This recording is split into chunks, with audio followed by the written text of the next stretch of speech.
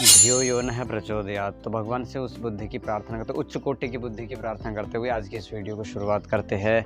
तो आज हम बात करेंगे मन के बारे में। तो मन नाम की एक शक्ति हमारे अंदर होती है जिसको कंट्रोल करना शायद ही ऐसा लगता है कि इम्पॉसिबल है। बहुत सारे बच्चे मुझे पूछते हैं कि भाई पढ़ाई में ही मन नहीं लगता, कैसे मैं पढ़ाई करूँ?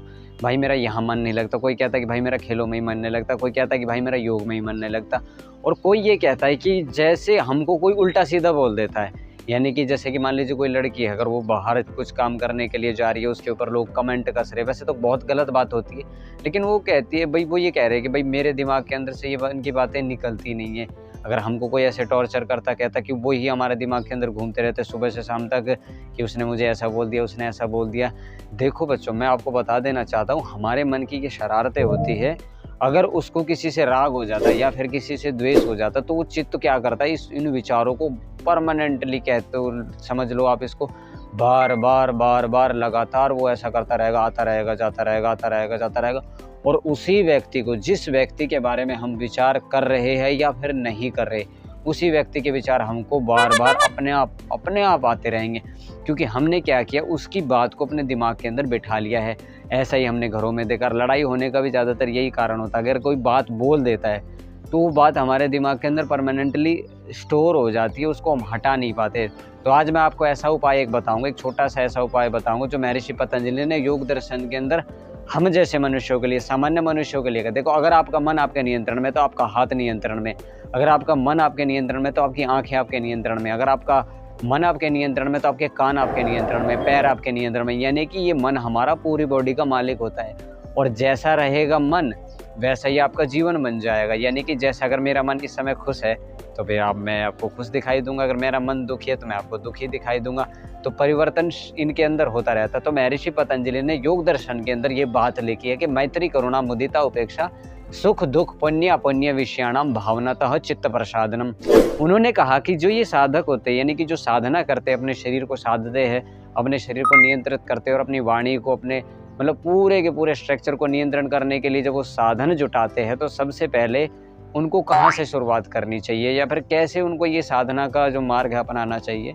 और इस चीज़ को भी आपको थोड़ा सा ना समझना है, जो मैं आपको धीरे धीरे करके इस चीज़ के बारे में बताता रहूँगा, ठीक है। तो महर्षि पतंजलि ने कहा कि सामान्य मनुष्य इस चक्कर के अंदर बहुत ज़्यादा ही कन्फ्यूजन रहते हैं कि वो अपने मन को कैसे नियंत्रित कर। तो वहाँ पर उन्होंने 4 प्रकार की भावनाओं का वर्णन किया। उन 4 प्रकार की भावनाओं को मैं बताता हूँ। जो भी इंटरेस्टेड है, यानी कि जिनको भी ये चीज़ें पसंद आती है, जिनको ये चीज़ें अच्छी लगती है, वो मेरी बात को अच्छे से सुनेंगे और उसको पूरा करने की कोशिश भी करेंगे और इस चीज़ को समझेंगे कि भाई क्या कह रहे हैं। देखो, मैं आपको बहुत आराम से और बहुत ही आसान तरीके से बताता हूँ। महर्षि पतंजलि ने कहा कि आपको 4 भाव बनाने हैं। आपको संसार में किसी के पीछे भटकने की ज़रूरत नहीं, किसी के पीछे भागने की ज़रूरत नहीं, किसी के पीछे दौड़ने की ज़रूरत नहीं। आपको क्या करना है, 4 भावों को बनाना है। मैत्री, फिर दूसरा उन्होंने कहा करुणा, फिर कहा कि मुदिता, फिर उपेक्षा। देखो, मैत्री का भाव हम क्या करते हैं आजकल समाज के अंदर, जो सुखी व्यक्ति होता है ना, उसके प्रति मैत्री का भाव नहीं रख करके दुश्मनी का भाव रखते हैं।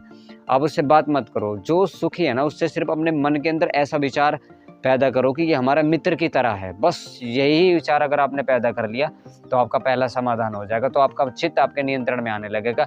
इसके पीछे भी बहुत लंबा ही प्रोसेस होता है। फिर होता है दूसरा करुणा। अब करुणा का अभिप्राय होता है कि दया का भाव करना। अब देखो, यहाँ पर जैसे कि आश्रम है या फिर कोई दुखी व्यक्ति है या किसी को किसी हेल्प की ज़रूरत है या फिर कोई इतना ज़्यादा सैड है, उसके प्रति आप उसके पास बेशक मत जाओ, लेकिन एक दया का भाव उठा लो। बस अपने मन के अंदर वो दया प्रकट करनी है कि मैं कैसे इसकी हेल्प कर दूँ, कैसे इसको मतलब कि मैं उस दुख से उभार दूँ। सिर्फ ऐसा भाव करने मात्र से आपका चित्त प्रसन्न हो जाएगा। देखो, भाव आप उसके पास भी नहीं जा रहे, उसको आप कुछ कह भी नहीं रहे, फिर भी अपने मन के अंदर जब ये बात आप सोचोगे, उससे ही आपका चित्त प्रसन्न हो जाएगा। तो मैत्री, करुणा, फिर आ जाता मुदिता। अब मुदिता का अभिप्राय होता है, अगर हमारे समाज के अंदर बहुत सारे पुण्य आत्मा भी होते हैं, यानी कि जो बहुत समाज के अंदर भलाई का काम करते हैं, परोपकार का काम करते हैं, धर्म का काम करते हैं, तो उनको देख करके अपने मन के अंदर हर्ष पैदा करना, जानबूझ करके उनको देख करके सुखी होना। जैसे कोई साधु है, सन्यासी, आजकल के नहीं, आजकल तो पता नहीं क्या क्या है, बस उनका थोड़ा मांगने पर फोकस रहता है, इन चीज़ों के ऊपर फोकस रहता है। जो असली होते हैं, यानी कि जो अपने जीवन के अंदर उस ब्रह्मचर्य का उस का पालन करते हैं, उनको देख करके मुदिता का, यानी कि प्रसन्नता का भाव अपने चित्त के अंदर बनाना है आपको। पहले जबरदस्ती बनाना है, फिर धीरे धीरे उसका अभ्यास हो जाता है। मैत्री, करुणा, मुदिता, फिर उपेक्षा का भाव। और ये वाला पॉइंट बहुत ही इंपॉर्टेंट है। इसको तो शायद ही बच्चे लेकर नहीं पाते। मान लीजिए उसको किसी ने गाली दे दी या किसी ने उसका अपमान कर दिया, तो पूरा पूरा दिन इस बारे में सोचता रहेगा, उसने यार मेरे बारे में क्या बोल दिया, उसने मेरे बारे में क्या बोल दिया, उसने मेरे बारे में क्या बोल दिया। आपको क्या करना है, न रहीमन ओछे नरन से न प्रीत वाली रमेर। रहीम साहब ने भी एक जगह लिख रखा है कि जो ओछा नर होते हैं ना, जो अच्छे व्यक्ति नहीं होते, ना तो उनसे प्रेम करो ना उनसे बैर करो, तटस्थ हो जाओ।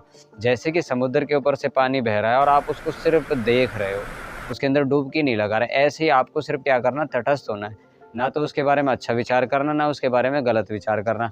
अगर आपने ये काम भी कर लिया ना, तो भी आपका चित्त प्रसन्न हो जाएगा। तो मैंने आपको बताया कि मन को नियंत्रित करने के आपको मैंने 4 उपाय बता दिए, और 4 उपाय मैं फिर बता देता हूँ।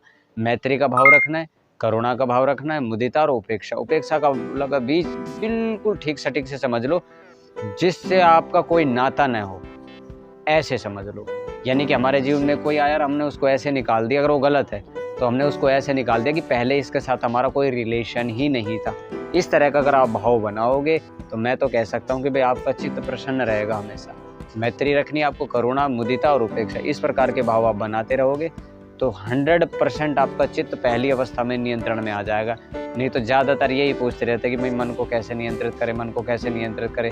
गीता में भी इसका उपाय लिखा, अभ्यासेन तु कौन्तेय वैराग्येण च क्रियते, अभ्यास वैराग्य अभ्यंतर निरोध है। बहुत सारे चित्त को प्रसन्न करने के लिए बहुत सारे उपाय होते हैं। तो ये सूटेबल था, आपके लिए अच्छा है, इसको आप घर बैठे भी कर सकते हो। जंगलों के अंदर ऋषि मुनि वहाँ बैठे बैठे इनकी भावनाओं को बना करके अपने चित्त को साध लिया करते थे, प्रसन्न कर लिया करते थे। अब आप ये सोच रहे होगे कि भाई ऐसी भावना करने से कैसे होगा। देखो आप एक बार करके देखो, आप एक बार ट्राई करो, जो दुखी है उसके पर एक बार दया का भाव करके देखो। देखो आपको कितना अंदर से हर्ष फील होगा।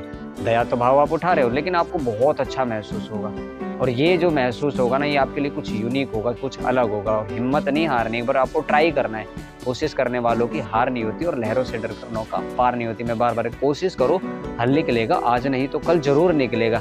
लेकिन आपको कोशिश करना छोड़ना नहीं है, कोशिश करते ही जाना है, करते ही जाना है, करते ही जाना है, तो आप अपने चित्त को साध लोगे।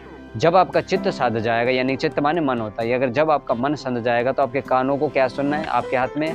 आपकी नाक को क्या सूंघना, आपके हाथ में। आपकी आंखों को क्या देखना, आपके हाथ में। आपकी चमड़ी को क्या छूना है, आपके हाथ में। आपको पैरों को कहाँ चलना, आपके हाथ में है।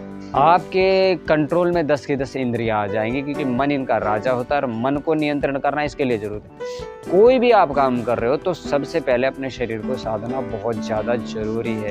अगर आपने अपने इंद्रियों को साध लिया, मन को साध लिया, तो आप निरोगी भी हो जाओगे और जिस काम को करना चाहते हो उस काम को आप कर भी जाओगे। अगर आपको वीडियो पसंद आए तो चैनल को लाइक करना है, शेयर करना है, और नए पहली बार अगर आप देख रहे हो तो चैनल को आप सब्सक्राइब भी लगे हाथ कर देना। तो मिलते हैं अगली वीडियो में, जब तक के लिए आपका बहुत